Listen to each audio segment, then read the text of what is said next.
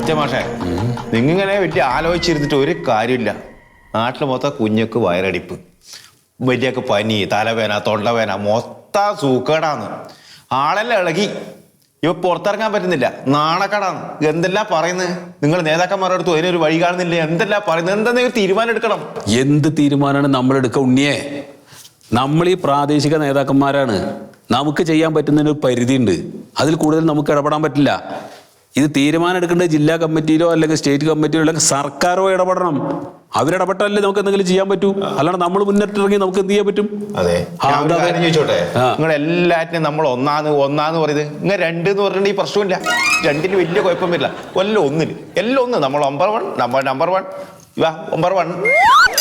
അല്ല, അങ്ങനെ പറഞ്ഞുകൊണ്ട് പ്രത്യേകിച്ച് കുഴപ്പമൊന്നുമില്ല. ഇതിപ്പോ ഇങ്ങനെ വന്നു അത്രേ ഉള്ളൂ.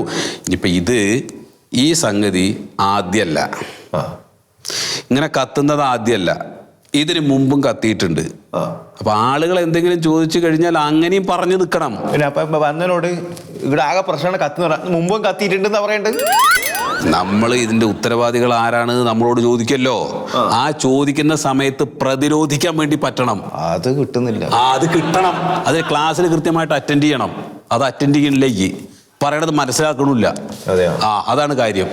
ഞാൻ വെച്ച് പ്രതിരോധിക്കാം, നമുക്ക് ഇതിന് ശക്തമായിട്ട് പറയാം. ഞാൻ എന്റെ അണികളോടെല്ലാം പറയാം. പറയണം. അതെ, ഈ പുകച്ചല് പോകാൻ പറ്റുവാ? ഈ പുകച്ചല് പോയിട്ടാണ് അവരോട് പറയണ്ടത്. പറ്റുന്ന രീതിയിലൊക്കെ ചെയ്യുന്നുണ്ട്. അതങ്ങനെ ചെയ്യട്ടെ. ഇതൊന്നും അടങ്ങണ്ടേ? അടങ്ങണ്ടേ എന്ന് പറഞ്ഞു. ഇനി എന്ത് ചെയ്യേണ്ടത്? നമുക്ക് ഒരു ചെറുങ്ങനെ ഒരു പുഷ്പാഞ്ജലി അങ്ങോട്ട് കഴിച്ചേക്കാം അമ്പലത്തിൽ. അത് നമ്മൾ എവിടെ, എന്താ ഉണ്ണി ഈ പറയണത്? ഇത് നമ്മൾ എവിടെ കൊള്ളിക്കും? വഴിപാടൊന്നും കഴിച്ചൂടല്ലോ.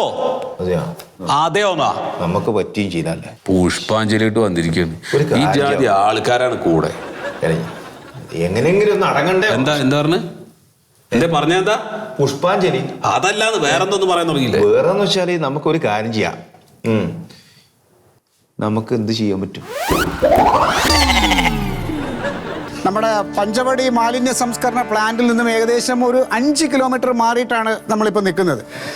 ഈ പോസ്റ്റ് ഓഫീസ് കവല എന്ന് പറയുന്ന പ്രദേശത്താണ് നമ്മളിപ്പോൾ ഉള്ളത്. ഇവിടെ ആകെ പുക മൂടിക്കിടക്കുകയാണ്. ഒരു പക്ഷം പറഞ്ഞാൽ നമുക്ക് ഇപ്പോൾ മൂന്നാറിലോ നമ്മൾ മഞ്ഞുപാളിയുടെ ഇടയിൽ നിൽക്കുന്ന ഒരു അവസ്ഥ പോലെയാണ്. ഇത്രയും ഭീകരമായ ഒരു അവസ്ഥയിൽ ഇവിടുത്തെ ജനങ്ങൾ എന്താണ് അവരുടെ അവസ്ഥ എന്നുള്ളത് നമുക്ക് നോക്കാം. അതെ, ഒരു യുവാവ് ഇവിടെ ഇരിപ്പുണ്ട്. അദ്ദേഹത്തോട് നമുക്ക് ചോദിക്കാം എന്താണ് ഇവിടുത്തെ. നമസ്കാരം. ഈ നമ്മുടെ ഈ ഒരാഴ്ചയായിട്ട് പുകഞ്ഞുകൊണ്ടിരിക്കുന്ന ഈ മാലിന്യ സംസ്കരണ പ്ലാന്റിൽ നിന്ന് വന്ന പുക, അത് നിങ്ങൾക്ക് എന്തൊക്കെ ബുദ്ധിമുട്ടാണ് നിങ്ങൾ ഇപ്പോൾ അനുഭവിക്കുന്നത്? സത്യം പറഞ്ഞാൽ ഇവിടെ ജീവിക്കാൻ പറ്റാത്ത അവസ്ഥയായി. ഈ പരിസരത്തൊന്നും ആരുമില്ല. എല്ലാവരും വീടൊക്കെ അടച്ചിട്ട് അവരവരുടെ സ്ഥലങ്ങളിലേക്ക് പോയി. ഇപ്പൊ എനിക്കും ശശിചേരനൊന്നും പോകാൻ ഇടവില്ല. അതുകൊണ്ട് ഞങ്ങളിങ്ങനെ പെരക്കാത്തിരുന്ന് ശ്വാസം മുട്ടിയിട്ട് പുറത്തോട്ട് ഇറങ്ങിയതാണ്. ഇപ്പൊ ഈ പ്ലാന്റ് എന്ന് നിങ്ങൾ പറയണ്ടല്ലോ, എന്ത് മാലിന്യ പ്ലാന്റ്? അങ്ങനെ പറയാൻ ഒരു പ്ലാന്റും ഇല്ല. ഇവിടെ ഒരു പ്ലാന്റ് ഉണ്ടല്ലോ. പ്ലാന്റ് അല്ല ചേട്ടാ, അതൊരു 50 ഏക്കറിന്റെ അകത്തൊരു മതിൽ കെട്ടിയിട്ട് ഒരു തുരുമ്പ് പിടിച്ച ഇരുമ്പ് ഷെഡ് മാത്രമേ ഉള്ളൂ. അവിടെ 4 നില പൊക്കത്തിൽ കൊണ്ടുവന്ന് മാലിന്യം അടിച്ചിട്ട് കൊണ്ടുവന്ന് തീയിട്ട് ആളുകളെ ശ്വാസം മുട്ടിച്ച് കൊല്ലാണ്. ഇപ്പൊ ഇവിടെ കൊണ്ടുവന്ന് ഇതെല്ലാം കൂടി തീയിടേണ്ട കാര്യം എന്താണ്? വീടുകളിൽ നിന്ന് ശേഖരിച്ച് ലോറിക്ക് ഇവിടെ കൊണ്ടുവന്ന് തീയിടണേലും ഭേദം അവരവരുടെ വീടുകളിൽ തീയിട്ട് ആ ലോറിയുടെ കാശെങ്കിലും ലാഭിച്ചൂടെ? ഇതിപ്പോ ഒന്നും പറയാനില്ല. സാധാരണ പാവപ്പെട്ട ജനങ്ങളെ കരാറുകാരും രാഷ്ട്രീയക്കാരും കൂടി ശ്വാസം മുട്ടിച്ച് കൊന്ന് തിന്നുകൊണ്ടിരിക്കുകയാണ്.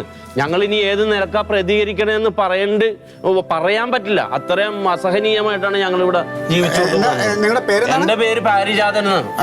പാരിജാതൻ, നിങ്ങളുടെ വിഷമം ഞങ്ങൾക്ക് മനസ്സിലാവും. പക്ഷെ അധികൃതരെ എന്ത് കാട്ടാളത്തമാണ് നിങ്ങൾ ഈ കാണിക്കുന്നത്? ഇത് കാണുന്നില്ലേ? ഇത്രയും ഭീകരമായ ഒരവസ്ഥയിൽ ജനങ്ങളെയൊക്കെ തള്ളിയിട്ട് നിങ്ങളെ വോട്ട് തന്നു നിങ്ങളെ വിജയിപ്പിച്ച് ഓരോ സ്ഥാനത്തിരുത്തുന്ന ജനങ്ങൾ ഇപ്പൊ അനുഭവിച്ചുകൊണ്ട് ഈ ദുരന്തം, ഈ ദുരവസ്ഥ കണ്ടിട്ട് നിങ്ങൾക്ക് ആർക്കും നിങ്ങൾ വാ തുറന്ന് എന്തെങ്കിലും ഒന്ന് മുഴിയോ? ഈ ജില്ലയിലുള്ള മുഴുവൻ മാലിന്യവും ഞങ്ങളുടെ നെഞ്ചത്തുണ്ടെന്ന് തട്ടണതിന് മുമ്പേ ഞങ്ങൾ ഞങ്ങൾ പ്രതിഷേധിച്ചിരുന്നു. ഇത് ഈ പ്രദേശത്തെ മുഴുവൻ ഇവിടെ കൊണ്ടുവന്ന് ഡംപ് ചെയ്തിട്ട് ഞങ്ങളുടെ ജീവനും ഭീഷണിയാണെന്ന് ഞങ്ങൾ അപ്പോഴേ പ്രതികരിച്ചത്. അദ്ദേഹം ചോദിച്ചത് വളരെ സത്യസന്ധമായിട്ടൊരു കാര്യമാണ്. നിങ്ങൾക്ക് ലജ്ജ തോന്നുന്നില്ലേ ഇങ്ങനെ ഈ ഭരണസിംഹാസനങ്ങളിൽ കയറിയിരുന്ന് ഇങ്ങനത്തെ ഈ കൊള്ളരുതായ്മ കാണിക്കാൻ? വിഷമമുണ്ട് ആന്റണി. ഇതാണ് ഇവിടുത്തെ അവസ്ഥ. ഞാനിനി ഇവിടുത്തെ അപ്പുറത്തെ പ്രദേശങ്ങളിലായിട്ട് കുറെ ആൾക്കാർ നിൽക്കുന്നുണ്ട്. അവരുടെയൊക്കെ പ്രതികരണം നമുക്ക് നോക്കാം. അങ്ങനെയൊക്കെ ചെല്ലാതിരിക്കുകയാണ് നല്ലത്. അവരൊക്കെ തല്ലും നിങ്ങളെ പിടിച്ച്. ഇപ്പൊ എന്റെ മുന്നിൽ വേറൊരു ചേട്ടൻ നിപ്പുണ്ട്. അദ്ദേഹത്തിന്റെ നിപ്പ് കാണുമ്പോൾ തന്നെ അറിയാം പുകച്ച് പുറത്ത് ചാടിച്ചുള്ള നിപ്പാണെന്നുള്ളത്. ചേട്ടാ, എന്താണ് നിങ്ങൾക്ക് ഈ മാലിന്യ സംസ്കരണ പ്ലാന്റിലുണ്ടായ ഈ തീപിടുത്തത്തെ കുറിച്ച് പറയാനുള്ളത്? നിങ്ങൾ പറഞ്ഞാൽ ശരി. നമ്മൾ പുകച്ച് നമ്മളെ പുറത്ത് അടിച്ചിരിക്കാം. പെരയിൽ കുത്തിരിക്കാനും വയ്യ, പുറത്ത് കുത്തിരിക്കാനും വയ്യ. ഇതാണ് അവസ്ഥ. അല്ല ചേട്ടാ, ഈ ഒരു സാഹചര്യത്തിൽ ചേട്ടന് ഒരു മാസ്ക് ധരിക്കാമല്ലോ. എന്റെ തങ്ങൾ പറയാ, കഴിഞ്ഞ 2 കൊല്ലം നമ്മൾ മാസ്ക് ഉപയോഗിച്ചിട്ട് ഇപ്പൊ ഉണ്ട് മുക്തരായിട്ടുള്ളൂ. ഇനി വീണ്ടും എടുത്ത് തണിയ അത് വേണ്ടി വരൂ. എനിക്കിപ്പോ തോന്നണ എന്താണെന്നറിയോ, ഈ മാസ്ക് കമ്പനിക്കാർ ഇതിന് തീ കൊടുത്താണോ എന്ന്. കാരണം സാധനം കുറെ ചെലവാകുമല്ലോ. അങ്ങനെ എന്തെങ്കിലും ഉണ്ടാവുമോ? അതിനെ കുറിച്ചൊക്കെ നമുക്ക് വിശദമായ അന്വേഷണങ്ങൾ വരുമ്പോ അറിയാൻ പറ്റും ചേട്ടാ. ഇപ്പൊ എന്തായാലും നമുക്ക് പിന്നെ നിങ്ങൾ വേറൊരു കാര്യം കേൾക്കി. ഇപ്പൊ അവിടെ ഒരാൾ മയ്യത്തായിരുന്നല്ലേ, അറിഞ്ഞില്ലേ? ഇക്കാരണം കൊണ്ട് മയ്യത്തായത്. എന്നാ ഇത്രയും പുക ഈ അന്തരീക്ഷത്തിൽ ഇങ്ങനെ വരുമ്പോ ഇവിടുത്തെ കൊതുകൊക്കെ ഒന്ന് ചാവിച്ചു. ഒറ്റ കൊതുക് ചാവണില്ല. അത് കൊതുക് ചാവാത്ത മനുഷ്യന്മാർ മാത്രം ചാവുക. എന്തായാലും നമുക്ക് ഈ പറഞ്ഞില്ലേ, ഇപ്പൊ ഒരു ജീവൻ പോലും ഇവിടെ നഷ്ടപ്പെട്ടിരിക്കുകയാണ്. ഇത്രയുമൊക്കെ ഉണ്ടായിട്ടും നമുക്ക് ഇവിടെ നമ്മുടെ അധികൃതർ എന്താണ് അവരൊന്നും അനങ്ങാത്തതെന്നുള്ളതാണ്. ഇതിപ്പോ എന്താ അണുക്കളെ വളർത്തിയാണ് ഇവർ ചെയ്യണത്. ഈ ചണ്ടി ഭണ്ഡാരങ്ങൾ മുഴുവൻ അവിടെ കൊണ്ടിട്ട് ഇപ്പൊ ഈ ഹോസ്പിറ്റലിലൊക്കെ കൊണ്ടുവരുന്ന സിറിഞ്ചും ഇതൊക്കെ ഇതൊക്കെ കത്തിപ്പിടിച്ചാൽ ഇങ്ങനെ പുക വരുന്നത് ശ്വസിക്കാൻ പറ്റില്ല. വല്ലാത്തൊരു നാറ്റാണ് ഇതിന്. അതെ അതെ. എന്തായാലും മാസ്ക് ഒന്ന് എടുത്തു നോക്കി, നിങ്ങൾക്ക് മണക്കാം. ഇല്ല, ഞാനിപ്പോ വളരെ ബുദ്ധിമുട്ട്. ഞാനിവിടെ കുറെ സമയം ചെലവഴിച്ചോണ്ട് ഞാൻ ഇച്ചിരി ബുദ്ധിമുട്ടില്ല. ആ ബുദ്ധിമുട്ട് ഈ പ്രദേശം മുഴുവനും പുക കൊണ്ട് മൂടിയിരിക്കുന്ന ഈ ഒരു സാഹചര്യത്തിൽ എനിക്ക് ചേട്ടനോട് ചോദിക്കാനുള്ളത്, ഇവിടെ നിന്ന് ഈ പുക കൂടുതൽ ശ്വസിക്കുന്നതും വീട്ടിനകത്തിന് അത്രയും കുറഞ്ഞിരിക്കുമല്ലോ. വീട്ടിൽ ഇരുന്നാ പോരെ? അല്ല, ഞാൻ രക്തസാക്ഷി വേണ്ടി നിൽക്കുകയാണ്. രക്തസാക്ഷി ആവാൻ വേണ്ടി നിൽക്കുക ഞാൻ. കാരണം എന്നാലെങ്കിലും അധികൃതരുടെ കണ്ണു തുറക്കട്ടെ. അതെ അതെ അതെ. എന്തായാലും ജനങ്ങളുടെ പ്രതികരണ ശേഷി ഉയർന്നുകൊണ്ടിരിക്കുകയാണ്. അവരിനി ഏത് രീതിയിലൊക്കെയാണ് പ്രതികരിക്കണമെന്ന് അറിയില്ല. ഇവിടെ ബലിയാടാകാൻ വേണ്ടി, ഇതിനെതിരെ അധികൃതരുടെ കണ്ണ് തുറക്കാൻ വേണ്ടി അദ്ദേഹം ബലിയാടാവാൻ വേണ്ടി പോലും തയ്യാറായി നിൽക്കുകയാണ്. എന്തായാലും അതിനു മുന്നേ എല്ലാം നല്ലതാവട്ടെ എന്ന് നമുക്ക് പ്രാർത്ഥിക്കാം. അടുത്ത വേറെ പ്രദേശവാസി നിൽപ്പുണ്ട്, അദ്ദേഹത്തോട് ചോദിക്കാം. ഇപ്പൊ ഭരണ പ്രതിപക്ഷത്തു നിന്ന് യാതൊരുവിധ ഒരു സപ്പോർട്ട് നിങ്ങൾക്ക് കിട്ടാത്ത സാഹചര്യത്തിൽ നിങ്ങൾ ജനകീയമായ എന്തെങ്കിലും പ്രക്ഷോഭത്തിനുള്ള തയ്യാറെടുപ്പിലാണോ? ഇത്തരത്തിലുള്ള അനീതികൾ കാണുമ്പോൾ അതിനെതിരെ പ്രക്ഷോഭവും സമരവും നടത്തുന്നതിൻ്റെ മുന്നിലും ഇന്ന് ഭരിച്ചിരിക്കുന്ന പല നേതാക്കന്മാരുടെയാണ്. അവർ അധികാരത്തിലേറി കഴിഞ്ഞു കഴിഞ്ഞാൽ അവരുടെ രൂപം മാറി, നിറം മാറി. പിന്നെ അവർക്ക് വേണ്ടത് പണം. ജനങ്ങളുടെ ജീവനൊന്നും ഒരു വിലയില്ല എന്നുള്ളതാണല്ലോ നമ്മൾ കണ്ടുകൊണ്ടിരിക്കുന്നത്. പിന്നെ ഇപ്പം നമ്മൾ പ്രക്ഷോഭമായിട്ട് ഇറങ്ങിയാൽ സാധാരണ ജനങ്ങളുടെ കണ്ണിൽ പൊടിയിടാൻ ഇവരെന്താ ചെയ്യുക? ഒരു നിരപരാധിയായ താഴെ തട്ടിലുള്ള ഒരു ഓഫീസറുടെ മേലെ എല്ലാ കുറ്റങ്ങളും ചുമത്തി അയാളെ അവിടെ നിന്ന് അങ്ങോട്ട് സസ്പെൻഡ് ചെയ്യും. എന്നിട്ട് ഈ മേലിരിക്കുന്നവരൊക്കെ മാന്യന്മാരായിട്ട് ഞങ്ങൾ ഒരു തെറ്റും ചെയ്തില്ല പറഞ്ഞ് ഞെളിഞ്ഞിരിക്കും. ഇത് ഭരണപക്ഷത്തു നിന്നുള്ളവരല്ല, പ്രതിപക്ഷത്തുള്ളവരായാലും രാഷ്ട്രീയത്തിന്റെ കുപ്പായിട്ട എല്ലാവരും ഇപ്പൊ നാട്ടിൽ ചെയ്തുകൊണ്ടിരിക്കുന്നത് ഇതാണ്.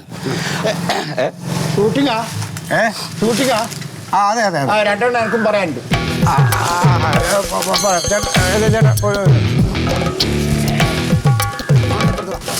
പിടിച്ചോ.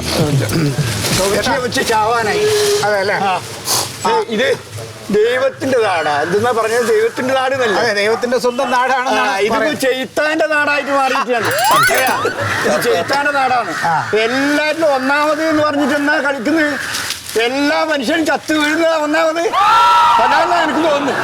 എന്താണ് ഈ അനാസ്ഥക്കെതിരെ എന്താണ് ചേട്ടൻ പറയാനുള്ളത്? ഈ ഭരണകർത്താക്കളുടെ അനാസ്ഥക്കെതിരെ എന്ത് പറയുന്നു? ഇവരെല്ലാം അടിച്ച് പായിക്കാൻ വേണ്ടി എടുത്തത് എന്തിനു?